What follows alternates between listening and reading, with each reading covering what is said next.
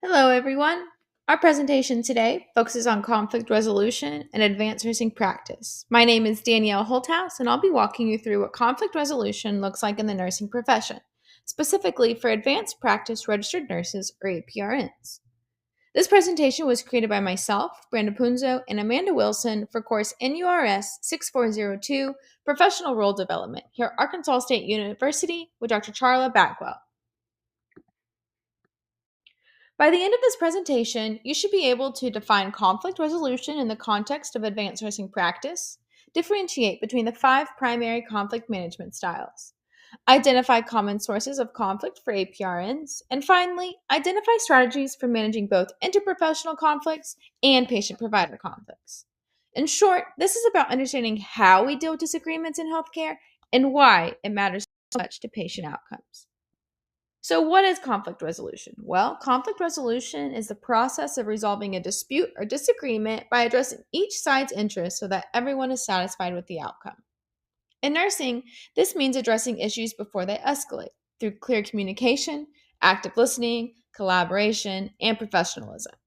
Supportive leadership and a healthy workplace culture are key.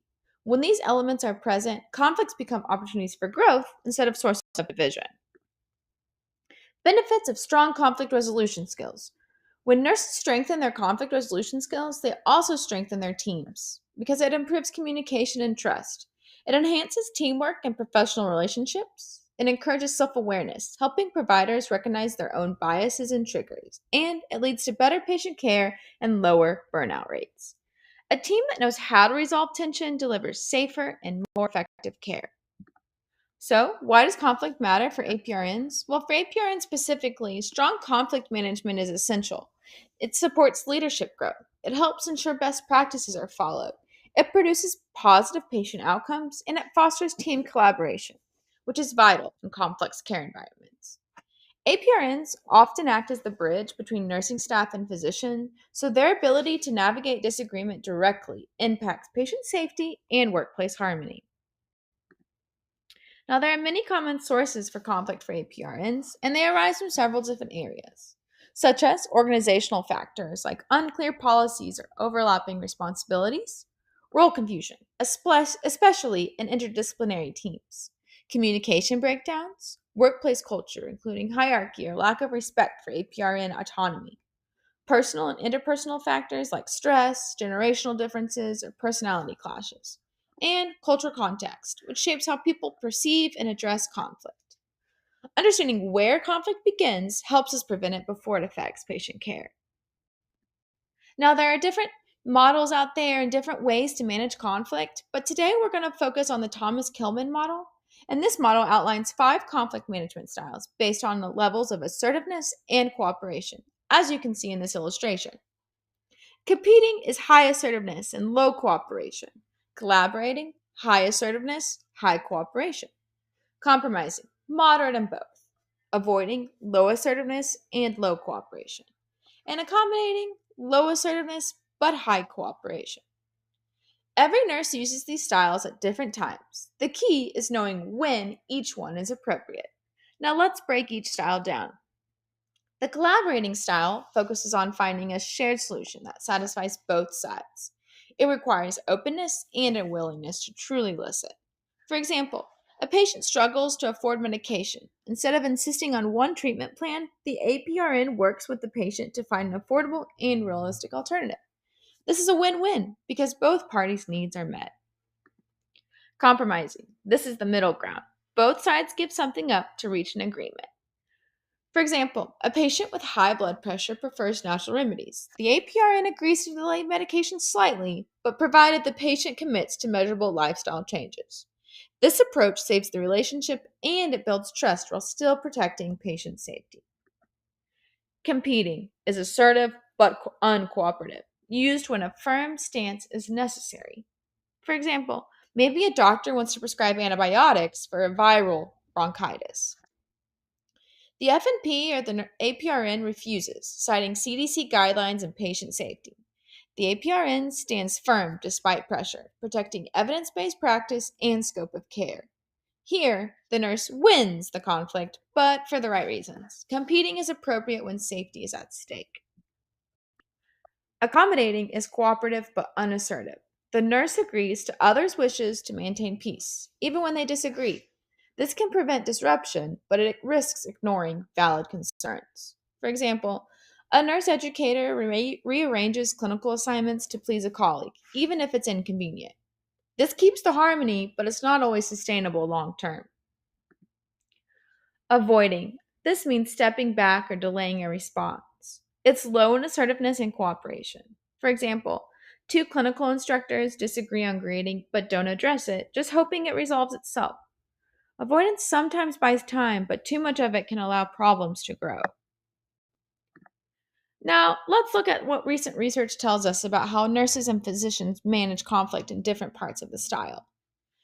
Eva and colleagues in 2025 studied nurses in the Kyrgyz Republic and found that collaboration and avoidance were the most common conflict styles, while competition was used the least. In the United States in 2021, Blackwell and Farashi found that collaboration was again the dominant style among nurses and physicians, confirming that open communication leads to better teamwork and patient outcomes. Delok and Shirak in 2024 in Slovenia, they discovered that physicians often rely on compromise, while nurses tend to prefer avoidance. And then in Switzerland, Nicotara in 2024 showed that younger nurses leaned toward compromise and accommodation, while older nurses favored collaboration. So while collaboration often appears as an effective conflict style, these studies show that cultural, role, and experience all influence how nurses actually handle conflict in practice. So, what does all this mean for advanced practice nurses?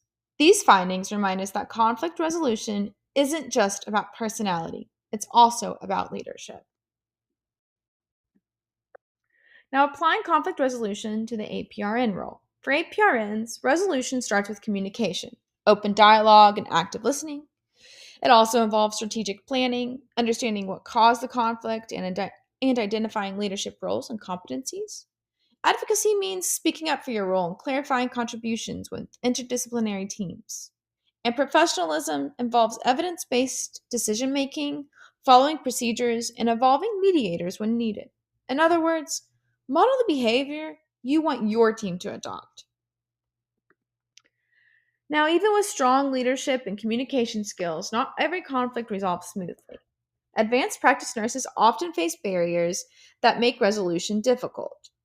So let's look at what those barriers are and how they impact the ability to lead effectively. The main barriers are communication issues like misunderstandings or clashing opinions, structural issues such as poor organization or lack of clear hierarchy, emotional and psychological factors like stress, burnout, or intimidation, and workplace culture, which can lack support or proper training. Recognizing these barriers is the first step to removing them. These barriers remind us that conflict resolution isn't automatic, it takes awareness, confidence, and consistent effort. In conclusion, in advanced nursing practice, conflict resolution is more than communication. It's leadership in action. Whether APRNs are working with patients, physicians, or their own teams, how they manage conflict shapes the safety, trust, and quality of care delivered. For APRNs, it means balancing assertiveness with empathy, standing firm when safety is at stake, and always striving for collaboration. When APRNs model that balance, they don't just solve problems, they elevate the entire practice of nursing. We'd like to acknowledge the team that collaborated on this presentation: myself, Brenda Punzo, and Amanda Wilson. All information and research cited in this presentation came from peer-reviewed nursing journals and credible professional organizations such as the American Nurses Association and recent conflict resolution studies from the years 2021 through the years 2025.